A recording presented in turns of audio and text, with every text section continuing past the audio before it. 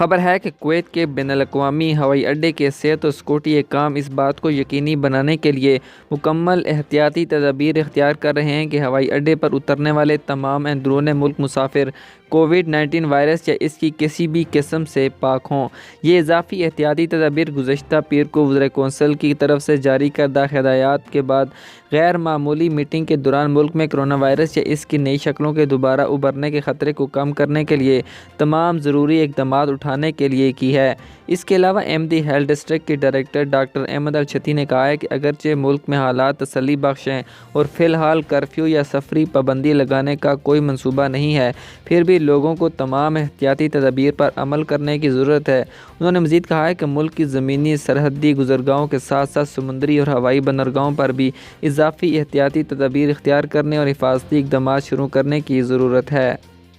اس کے علاوہ کہا جاتا ہے کہ وزارت داخلہ میں رہائشی امور کے جنرل ایڈمنسٹریشن ان ممالک کے لوگوں کو داخلے اور سیاحتی ویزوں کے اجراء کو روکنے کے لیے امکان کا مطالعہ کر رہی ہے جہاں اومیکرون وائرس کی مختلف اقسام کا پتہ چلا ہے۔ صحت کے ایک اہلکار نے کہا ہے کہ اس صورتحال کو برقرار رکھنا سب سے بڑا چیلنج ہے کیونکہ عالمی ادارہ صحت WHO نے تجویز کیا ہے کہ نئے اومیکرون وائرس کو روکنے کے لیے سرحدوں کو بند کرنا بہترین آپشن نہیں ہے۔ WHO نے سفارش کی ہے کہ احتیاطی تدابیر فی الحال کافی ہیں، خاص طور پر ان ممالک کے لیے جہاں ویکسینیشن کی شرح تقریباً 80% سے بڑھ چکی ہے، جیسا کہ کویت میں۔ ان کا یہ بھی کہنا تھا کہ صحت کے حکام تیسری یعنی بوسٹر خوراک کے لیے درکار وقت کو موجودہ 6 ماہ سے کم کر کے صرف 3 ماہ کرنے پر غور کر رہے ہیں۔ تیسری خوراک خاص طور پر بالغ افراد کی مخصوص قسموں کے لیے، جیسا کہ وہ لوگ جو دائمی بیماریوں میں مبتلا ہیں یا جن میں امیون کی کمی ہے کے مریض وغیرہ۔ ہوائی اڈے کے حکام نے کچھ افریقی ممالک سے آنے والے تارکین وطن کے داخلے پر مکمل طور پر پابندی لگا دی ہے،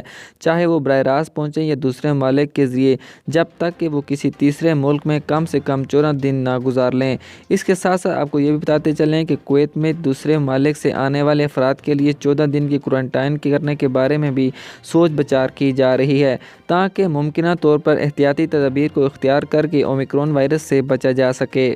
غیر ملکی فیملیز کو کویتی رہائشی علاقوں میں ممنوع قرار دینے کا مطالبہ کر دیا گیا ہے۔ کویت کے نجی اور ماڈل ہاؤسنگ علاقوں میں رہنے والے غیر کویتی خاندانوں کو ممنوع قرار دینے کا مطالبہ کیا گیا۔ تفصیلات کے مطابق دارالحکومت کے گورنر شیخ طلال الخالد نے 1992 کے حکم نامے کے قانون نمبر 125 میں ترمیم کرنے، نجی اور ماڈل ہاؤسنگ علاقوں میں رہنے والے غیر کویتی خاندانوں کو ممنوع قرار دینے اور ایسے مقدمات کا فیصلہ کرنے کے لیے میونسپل کورٹ قائم کرنے کا مطالبہ کیا ہے۔ گورنر نے وزیر بلدیات شایہ الشیعہ کو لکھے ایک خط میں کہا ہے کہ تمام مسائل کے حل کے لیے بہترین حل اور تجاویز فراہم کرنے کے لیے تمام سرکاری اداروں کے کردار کی تکمیل اور مشترکہ تعاون کے اصول پر مبنی ہے۔ ہم ریاست کے عمومی پالیسی کے نفاذ کی نگرانی کرنے اور گورنری نظام کے بارے میں 2014 کے فرمان نمبر 81 کی دفعات کے مطابق عوامی مفاد میں مناسب تجاویز فراہم کرنے کے لیے اپنی ذمہ داری کا شکار ہیں۔ اس سلسلے میں انہوں نے کہا ہے کہ ہم 2 تجاویز پیش کی ہیں۔